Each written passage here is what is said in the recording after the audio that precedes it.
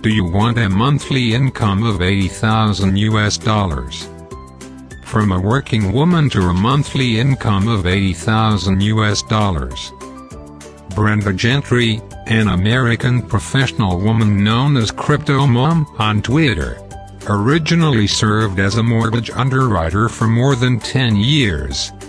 But after she resigned in October this year, she did not continue to invest in the traditional financial industry, but turned to the cryptocurrency field full-time. She founded and runs a cryptocurrency consulting company with monthly income of up to $80,000. Brenda Gentry, who lives in San Antonio, sees cryptocurrency as a way to accumulate wealth. She said that she and her family are excited about the unprecedented opportunities that cryptocurrency brings. The 46-year-old Brenda Gentry first started investing in cryptocurrency during the COVID-19 lockdown. And at the time he hadn't left his 9-to-5 life. In the beginning, small-scale investment, and then gradually expanded investment. By the beginning of this year, Brenda Gentry had already received considerable rewards. She says, "My investment portfolio surpassed my government retirement account in 6 months, and that account took 11 years to accumulate $200,000. She also confessed that cryptocurrency investment is risky. But her experience in the financial industry and her investigations have helped her to invest in this field. Brenda Gentry currently continues to invest in digital assets, and at the same time runs the Gentry Media Productions consulting company with his 23-year-old and 19-year-old daughters. The company advises on decentralized finance and NFT projects, and usually earns 10-20 Ether from the enterprise every month, which is about $40,000-$80,000. In comparison, her previous job's annual salary was about $75,000.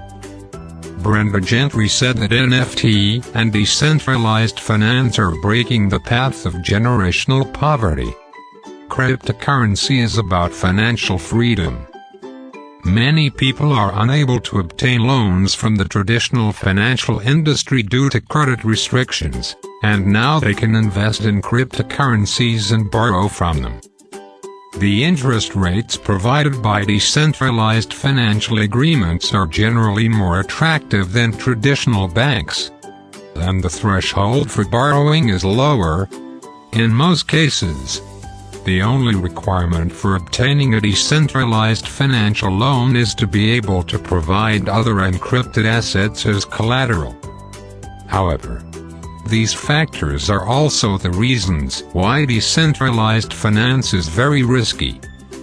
When investors buy, they must understand the risks and do thorough research. In addition to assisting her parents to retire, Brenda Gentry's next goal is to assist her brothers and sisters in their retirement. Due to the high volatility of cryptocurrencies, she plans to accumulate wealth by holding assets for a long time, on the grounds that the market is not always bullish. The application of DeFi is more and more accepted, and it is becoming more and more widespread. The city of Jackson in the U.S. wants to pay with Bitcoin. Jackson's Sun first reported in May that Jackson Mayor Scott Conger is committed to incorporating Bitcoin into the city government. This will be a pioneering work in all city governments in the United States. It'll bring more opportunity, Conger said. It's so refreshing to hear governments discussing different ways to finance things. Besides, we're going to raise your property taxes, or we're going to implement this fee. If we can find another way to do it, then that's what we're going to do. Scott Conger stated that the option of converting to cryptocurrency will diversify the way in which city employees receive salaries. It's not something that's going to be required, he said. It's an alternative. Think of it like you're investing in the stock market. What do you want to do? You want to diversify your investments. And this is just another way to diversify the portfolio of how we generate revenue, potentially throughout the city. However, the city of Jackson needs a third-party platform to provide this option to convert Bitcoin. No local government in the U.S. currently uses Bitcoin to pay employees. In fact, apart from Scott Conger and Miami Mayor Francis Suarez, few people think so. However, Scott Conger said he is in discussions with Miami. He said, "We need to get the task force together, talk about the real-world opportunities, costs and what the barriers are to do that." He said, "Then we need to call the Comptroller's office to see can we even do this in the state of Tennessee? We don't know. So if we can't, we need to see what we need to do to make it an option in the future." So that's the process of where we are. The question is just how do we make Jackson better?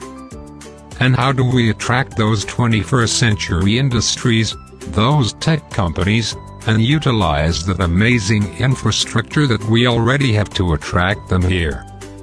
I think it's part of a mindset change of looking day to day, to looking years in advance. We need to look at how we're going to make better. Not just today, but how we're planning for the future.